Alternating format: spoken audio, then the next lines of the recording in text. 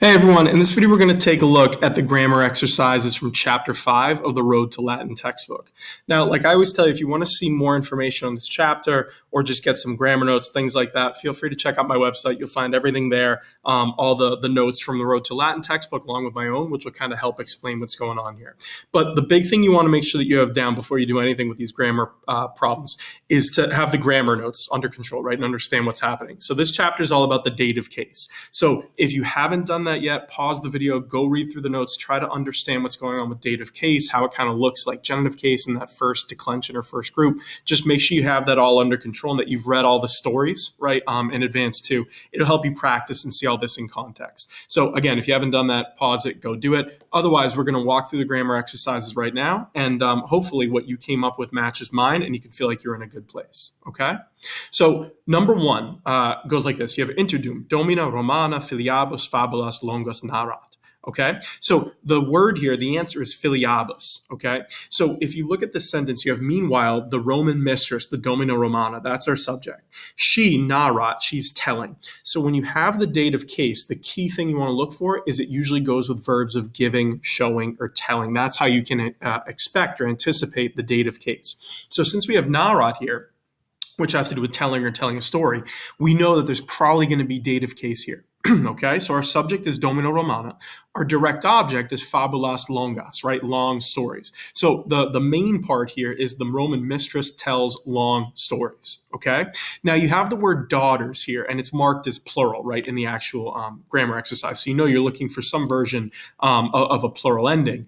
And if you look at it, the thing that kind of gives it away is we don't need a subject, right? We don't need a direct object, and you don't need a genitive either, right? You could say the mistress of the Roman girl, right? Or Roman girls, or daughters rather. Like that could work, but again, when you have a verb of giving, showing, telling, it's almost always going to be dative because you show or tell something to someone. So here we're going to go dative plural because she has more than one daughter. Okay, and this ending is a particular one. So if you read through the grammar notes, right, we learn that the dative ending in first declension is long is for the plural, right? But when you have words like philia, it actually uses abus, right? Filiabus is going to be our ending. And that gets explained in the grammar notes, and the actual Road to Latin textbook does a good job of that too. The other word we've seen that does this is dea, meaning goddess. So instead of filiis, you're going to see filiabus here a lot of times. But it just means to her daughters, right? So she's telling a story to her daughters, or long stories to her daughters. In number two, you have puellae femin blank, amphoras dant, and it's going to be feminis, okay? So puellae is my subject, the girls, they're giving, right? So again, we have a verb of giving, showing, telling, so you're expecting dative. So you're saying the girls give, or the girls are giving amphoras, right? They're giving amphoras or jars. Feminis is going to be to the women, right? That's the dative case. You're giving it to someone. And again, the reason we know it was plural is this question in the actual textbook is marked with PL, meaning you're looking for a plural ending. So it's going to be feminis, right? They give amphoras to the women. In number three, right, we have ancillae Corneli blank et secund blank rosas demonstrat.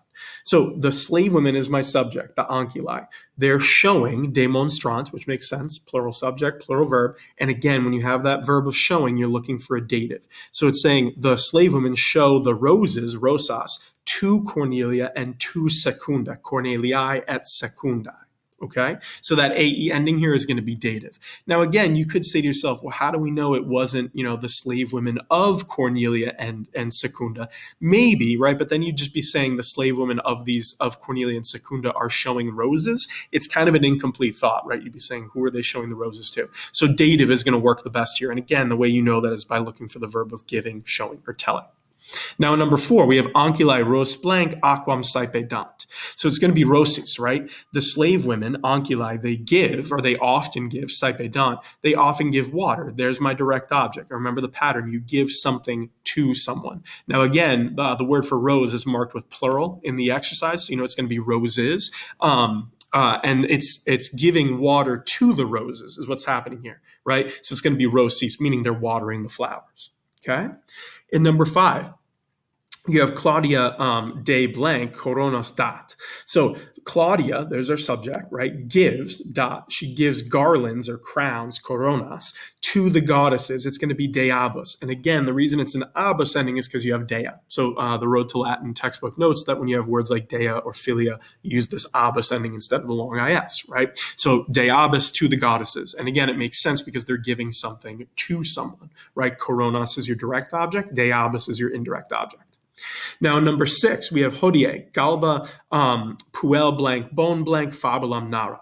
Okay, so it's saying today, galba tells a story, narat fabulam, right? And again, galba here, there's a long mark, but it's not supposed to be. I think the textbook, I put a typo there. So galba is my subject, right? He tells a story to the good girl. Puelai bonai is going to be the answer because, again, we're telling something to someone. Now, in the textbook in number 6, puel bone is marked as S-I-N-G, singular. So that's how I knew it was to use the singular ending of A-E, right? To the good girl, puelai bonai. Now, number 7, we have ancilla, domin blank casam demonstrat. So ancilla is my subject. Again, the A ending has to be your subject. So the slave woman shows, demonstrat. We're looking for a direct object because you show something to someone. She shows the casam, the hut, right, to the mistress. Dominai is what it's going to be. And again, number 7 is marked singular. So you know it's just one person, okay? So she's showing the hut to her mistress. Okay. And then we have the last one, number 8. You have domina ancil blank pecuniam dat. So the mistress is my subject, domina, you can tell by the A ending, gives money, dat pecuniam. Again, pecuniam is my direct object. So the mistress gives money, you give something to someone, right? Because you have that verb of giving, showing, or telling. It's going to be to the slave woman, ancilai. And again, number 8 is marked as singular, so you know you're using that AE ending, ancilai. And again, it gets a little tricky because genitive and dative look the same. This could be saying, if you saw it on its own, the mistress of the slave woman gives money. But again, it feels like an incomplete thought. Usually when you have these verbs of giving, showing, or telling, you're going dative. So always think of that pattern. You give something to someone. In this case, ancilai is going to be the to someone. Okay, so that was just 8 practice problems, all on dative case to help you kind of hammer home that point. Hopefully it's making sense. I would also make sure or encourage you to make sure that you've read through the story and you're seeing dative case sort of in action in the context of the 2 stories for this chapter. That's always the best way to do it. But these are good just to brush up your skills and make sure that you feel comfortable with the endings and how to translate them. So again, if you could make it through all 8 of these without too much trouble and your answers match mine, you know you're in a really good place and you're ready to move on with the grammar probably. But if you have any questions at all, let me know. Put it in the comments below. I'm happy to help. If you want more practice with this, you could always do grammar exercise 2, which is writing in Latin, or at the very bottom of my website, I've linked Magistrula, which it's set up to give you sentence translation practice. So you can basically run it and do as many sentences as you want in Latin, translating them until you feel really, really comfortable. That's always a good idea as well. Either way, just make sure you feel good. And if you have questions, let me know.